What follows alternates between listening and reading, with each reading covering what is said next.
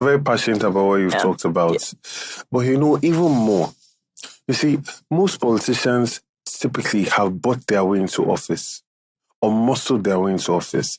This is the first time that people are putting politicians in, not because of the money that they are giving, but because of love, because of hope. So, His Excellency Peter Obi and this obedient movement has redefined politics in Nigeria. It really has. And based on that, you've created a new type of politician. Because a politician is a reflection of the people that take the politics seriously. And the people that have taken politics seriously, they care about your manifesto. They care about your vision. They care about your delivery. And they will call you out. Exactly. They believe in transparency.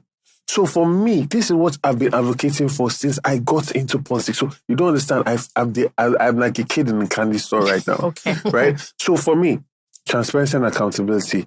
First 10 days in office, we are publishing all Lagos State accounts. Line by line items. You're not going to have to ask for it. It will be there. It will be updated regularly. So I'm saying all this on camera. So I'm going to watch all of these interviews after I'm declared the winner. No problem. So I won't still wait for you to send it. But this is the thing, right? We're going to share this information in terms of infographics and then carry people along through our decision making so they can see the opportunity cost. So for instance, this is our budget. We have 100 million for Ikeja local government.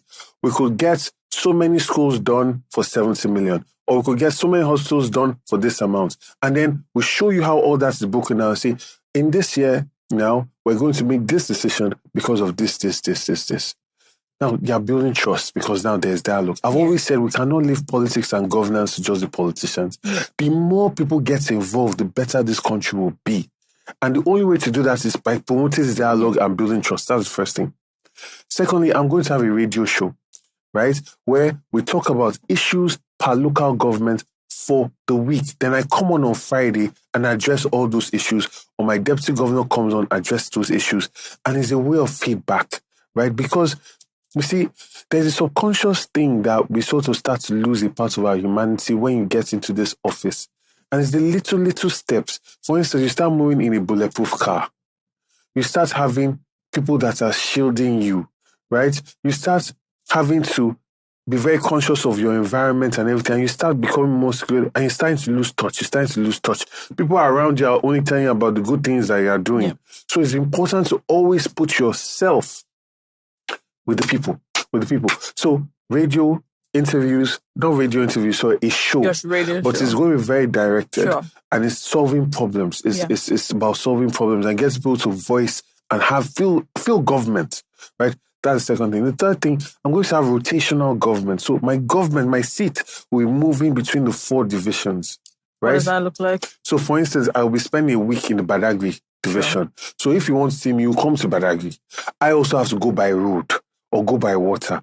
All of these things gives you that pulse. Your hand is on the pulse of everything. I'm supposed to stay centrally and making plans. Right? And then you're interacting because I want to lift the quality of our local government chairmen, right?